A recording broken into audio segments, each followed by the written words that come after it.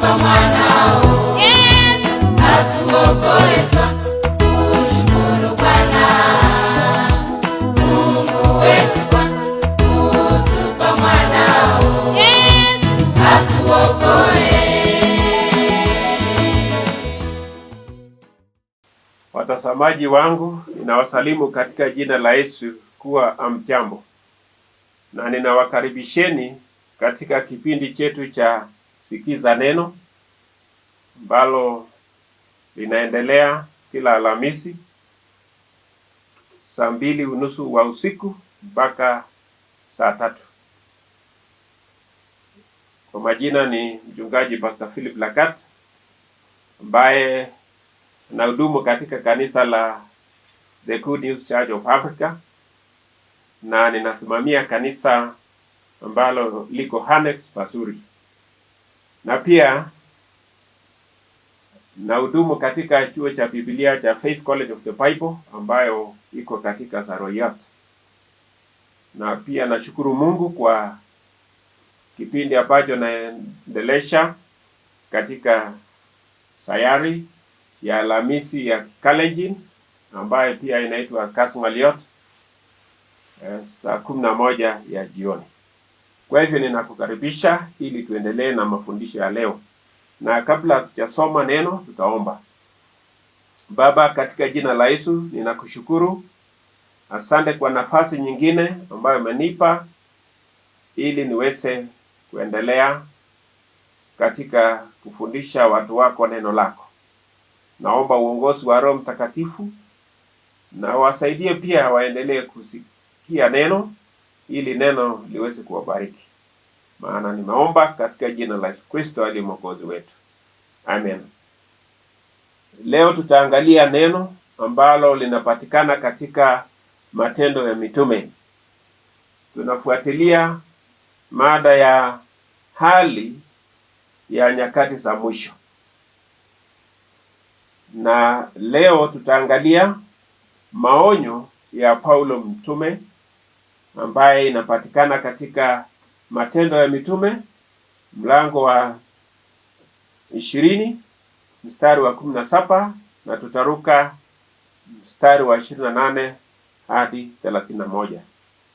Biblia inasema, toka Mileto Paulo akatuma watu kwenda Efeso, akawaita wazee wa kanisa.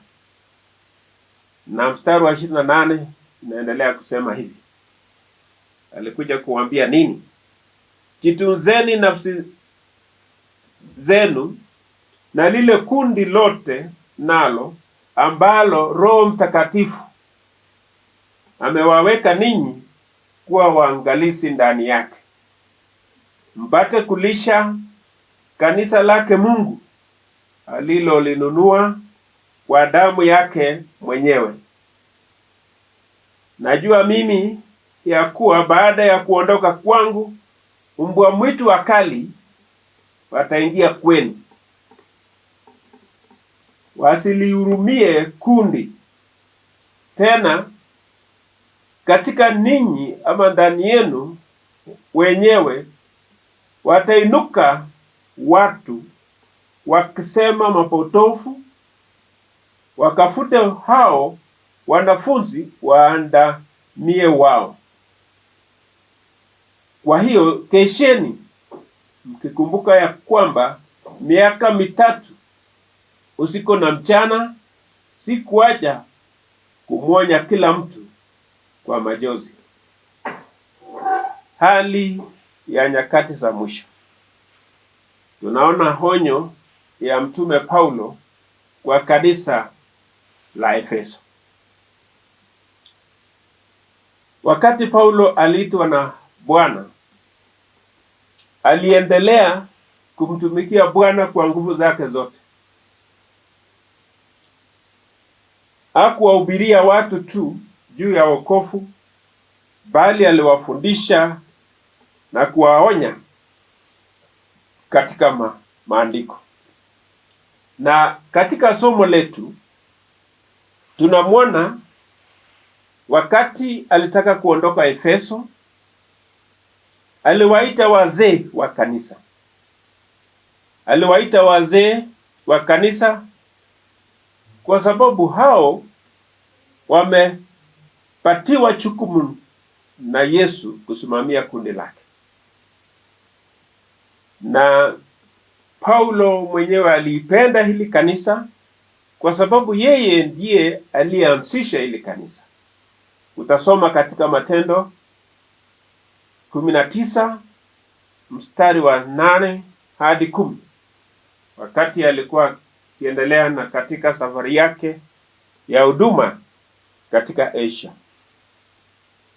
Paulo hangewawaja hawa wa Kristo bila mtu ambaye angeweza kuwachunga wakati Paulo hakuweko. Na alimwacha Timotheo katika Efeso na akamwacha Tito katika Krete. Hawa watu waliaminika na kanisa. Tunasoma kuhusu Timotheo katika Matendo ya Mitume mlango wa 16 mstari wa 2 kwamba alikuwa na ushuhuda mzuri kwa kanisa. Na tunaamini Tito pia. Na katika somo letu tunaona alitaka kuondoka kwa Efeso. Na kwa vile alitaka kuondoka kwa Efeso, hakutaka kuondoka bila kuwatwika wazee jukumu la kulinda kundi la Mungu. Na tunasoma katika mstari wa 17 katika somo letu kwamba toka Mileto Paulo akatuma watu kwenda Efeso, akawaite wazee wa kanisa. Wazee ambao mnanisikiza, kanisa Mungu amewapa jukumu la kulisimamia, na hiyo jukumu hata inaanzia nyumbani, kwa sababu Paulo alisema kama mtu hawezi kuchunga nyumba yake, ataweza kuchungaje kundi la Mungu? Kwa hivyo jukumu wazee tumetwikwa vile Paulo aliwaita wazee. Na unaona Ayubu kwamba alikuwa akiongoza hata ibada ya nyumbani. Wazee mumepewa pia jukumu la kiroho kuanzia nyumbani hadi kanisa. Usiendelee tu na jukumu ya mambo ya shamba, watoto na nini, na unasahau mambo ya kiroho. Hiyo ni jukumu letu. So huyu mtume Paulo alikuwa mchungaji wa kweli wa kondoo. Hakuwa kama mchungaji wa mshahara ambaye achali kondoo kwa sababu kondoo sio wake. Yesu alisema kuhusu hao katika Yohana 10 mstari wa 12 hadi 13.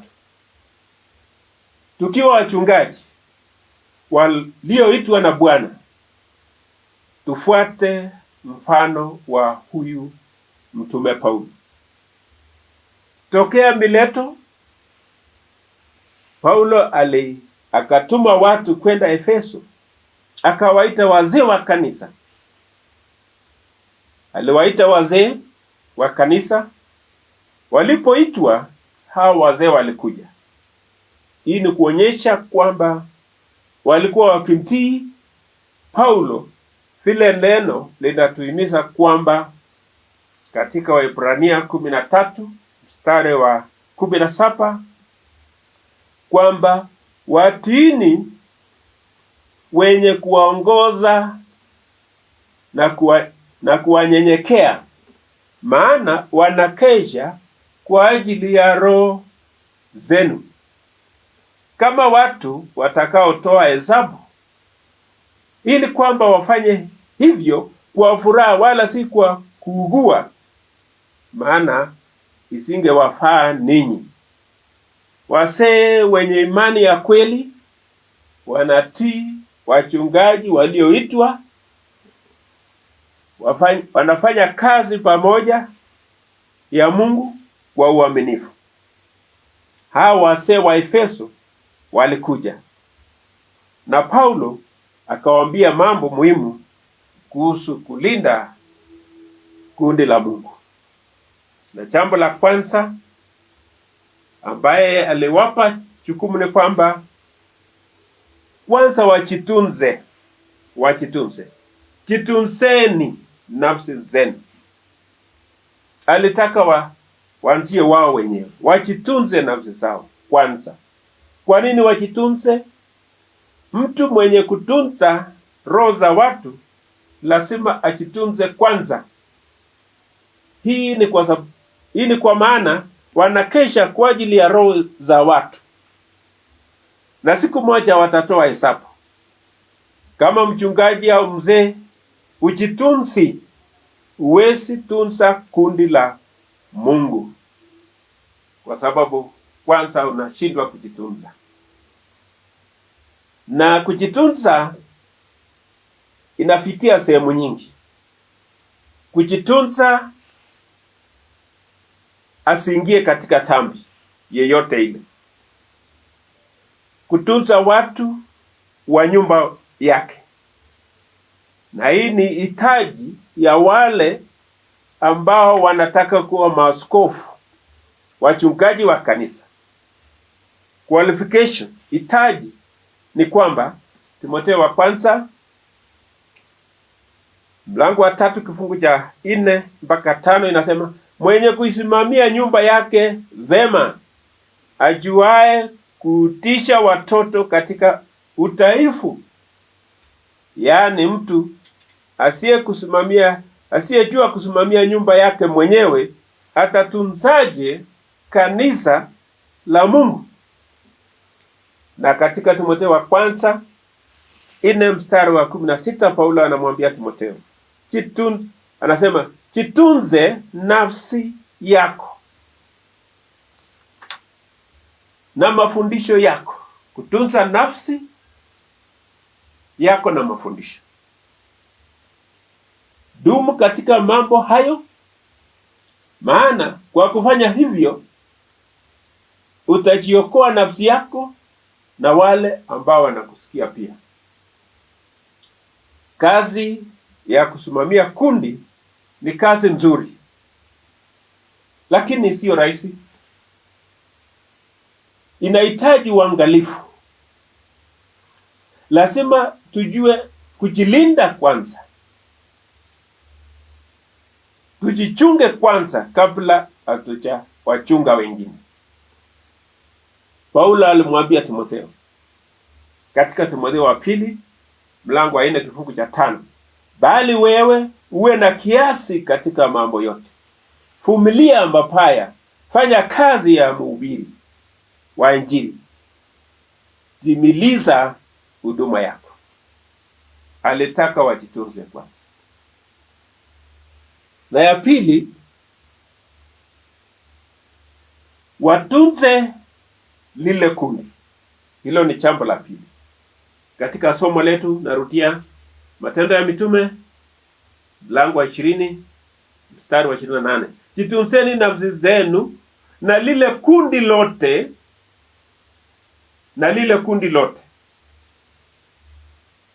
Baada ya kujitunza, sasa wanaweza kutunza kundi lote. Sio sehemu, bali kundi lote.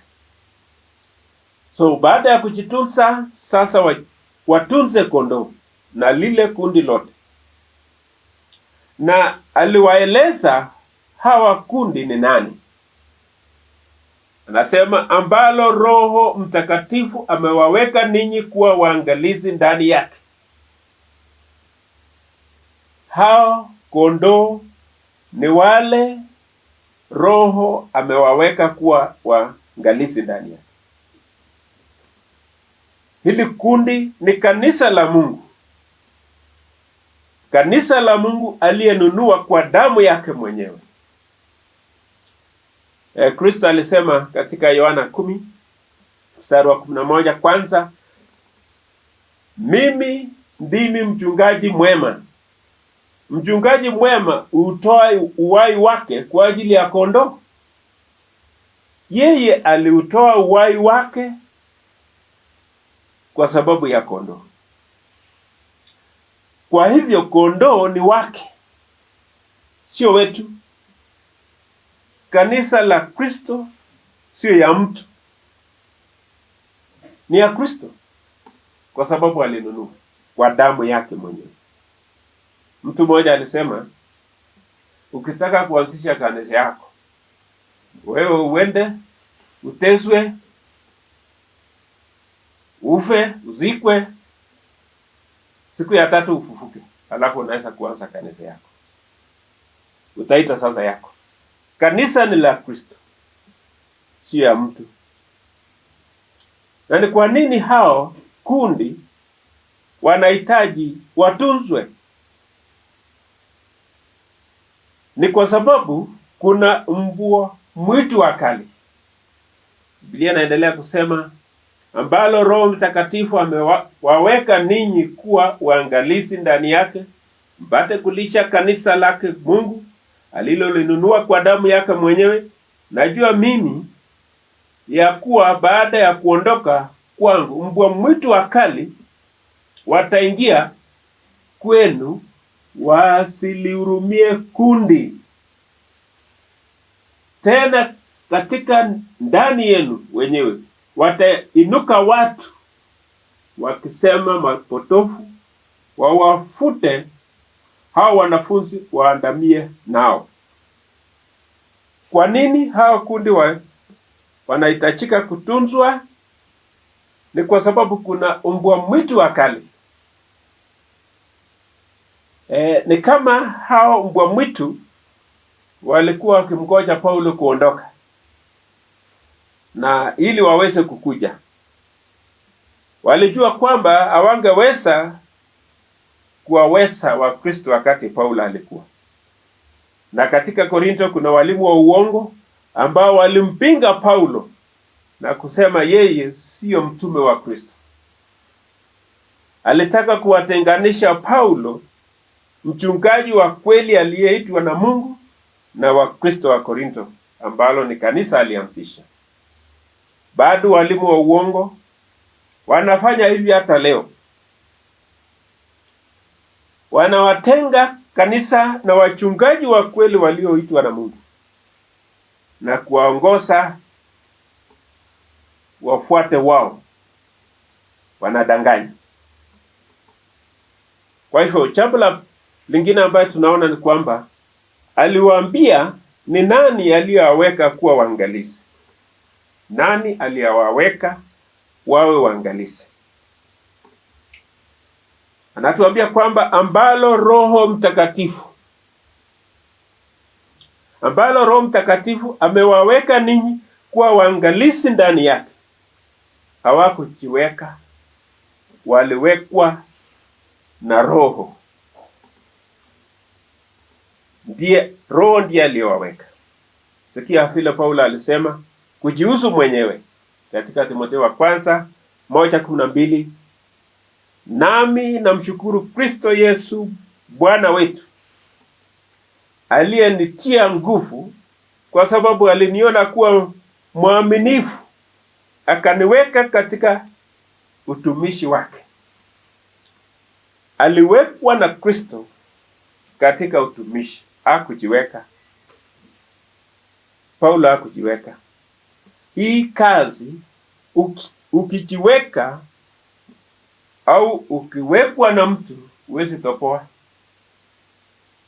Lakini ukiwekwa na Mungu, haijalishi majaribu ambayo utapitia, kwa haya yote atakuwezesha na atakushindania.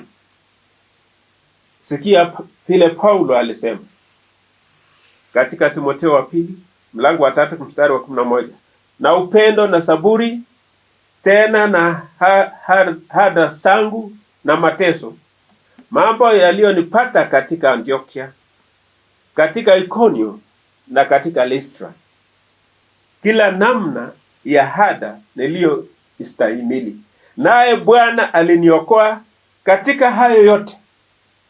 alipitia mengi, lakini Bwana alimuokoa katika hayo yote. Alipitia mateso mengi, lakini kwa hayo yote Bwana alimshindia, na akawa mshindi hata kushinda. Vile Warumi 8:37 inasema, sisi tu washindi hata kupita kushinda. Aliambia nini tena? Aliwaambia walishe kanisa la Mungu. Nasema mpate kulisha kanisa lake Mungu alilolinunua kwa damu yake mwenyewe. Mwito kuu la Kristo ni kuwa waangalizi wa kondoo wake, walishe kanisa lake. Walishe na nini? Walishe na neno. Sikia vile Yesu alimwambia Petro katika Yohana 21 kifungu cha 15 na 17 inasema, ninaenda kusoma. Inasema kwamba lisha kondoo wangu. 21:15 mpaka 17.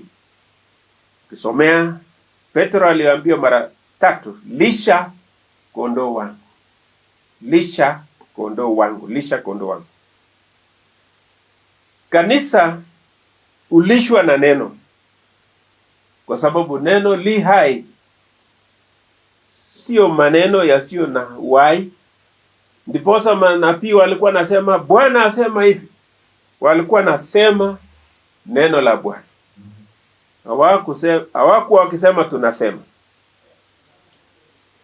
Kanisa lazima lilishwe na neno. Katika Waefeso 4:11 Biblia inatuambia kwamba aliwapa wengine kuwa wachungaji ili waweze kufundisha kanisa, ili kanisa likue katika kumjua Kristo. Aliwaambia nini tena? Aliwaambia sababu ya kuwatunza. Katika mstari wa 29 mpaka 30 inasema kwamba najua mimi ya kuwa baada ya kuondoka kwangu mbwa mwitu wakali wataingia kwenu, wasilihurumie kundi. Tena katika ninyi ama ndani yenu wenyewe watainuka watu wakisema mapotofu, wawafute hao wanafunzi, wawaandamie wao. Aliwaambia kwamba najua ya kuwa nikiondoka mbwa mwitu wakali wataingia. Hiyo ndio sababu kanisa lazima itunzwe, ilindwe. Mbwa mwitu wakali wataingia.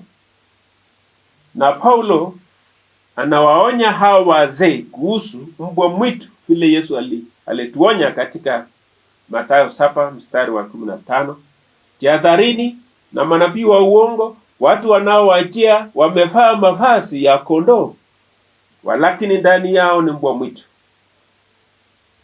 Hao sio mbwa mwitu tu, bali ni mbwa mwitu wakali. Kwa hivyo hawana huruma kwa kondoo. Wakipata nafasi wataangamiza kondoo. Wakipata nafasi watafanya kondoo kutawanyika. Hawatahurumia kundi. Mwalimu wa uongo anapotosha kondoo, anafanya kondoo watawanyike. Hii inamaanisha wachungaji lazima wawe na macho na wawe wakali pia. Lazima wakuwe na bidii katika kulisha kanisa lake Kristo. Lazima watumie neno la Mungu kuchunga kondoo lake Mungu. Yesu alituonya, mitume walitoa honyo. Sisi pia lazima tuonye kanisa. Na pia anasema katika wao watainuka watu, miongoni mwao watainuka watu. Katika mstari wa 30. Tena katika ninyi wenyewe watainuka watu wakisema mapotofu, wawafute hao wanafunzi waandamie wao. Hawa ni wale waliinuka kati yao, hawakuwa nje, walikuwa ndani. Na hao waliingiaje bila wachungaji kuona? Katika Wakalatia tunaambiwa kwamba, Wakalatia 2:4, bali kwa ajili ya ndugu za uongo walioingizwa kwa siri, ambao waliingia kwa siri ili kupeleleza uhuru wetu tulio nao katika Kristo Yesu, ili watutie utumwani. Waliingizwa kwa siri na wakajifanya wandugu, na kumbe ndugu wa uongo. Walikuwa na nia mbaya kuhusu kondoo. Wakalatia 4:17 pia nasema, hao wana shauku nanyi, lakini si kwa njia nzuri, bali wanataka kuwafungia nje, ili kwamba ninyi mwaonee shauku. Hii inahitaji uangalifu hata kati yetu. Kwa nini? Kwa sababu wako ndani, na tunamshukuru Mungu kwa kuwa hawataendelea, watafikia mwisho. Aliwaambia jinsi vile wanafaa wafanye. Tasema kwamba kesheni, katika 31. Kesheni na wakeshe ili wapate kujua vizuri.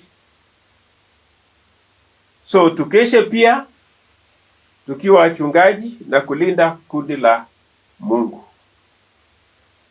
Yesu alinunua kwa damu yake, na Paulo aliita wazee wa Efeso akawaonya ili waweze kusimamia kanisa lake Kristo. Lazima tufanye hivyo tukiwa wazee na wachungaji, kulinda kundi la Mungu nyakati hizi za mwisho, ambaye walimu wengi wa uongo wataingia. Tuombe. Baba, tunakushukuru. Asante kwa neno lako. Tumesikia jinsi vile Paulo, mtume ambaye ni mtumishi wako, ulimwita akafanya kazi yako kwa bidii, na akaweza kutuonya jinsi vile aliwaonya wazee wa Efeso waweze kusimamia kundi kwa sababu ya walimu wengi wa uongo. Saidia wazee, saidia wachungaji wasimame imara katika neno lako, ili waweze kuchunga kundi lako nyakati hizi za mwisho, ili wengi wasiendelee kupotea. Bariki neno ndani ya mioyo yao, maana nimeomba katika jina la Kristo aliye Mwokozi wetu. Amen. Asanteni, Mungu awabariki.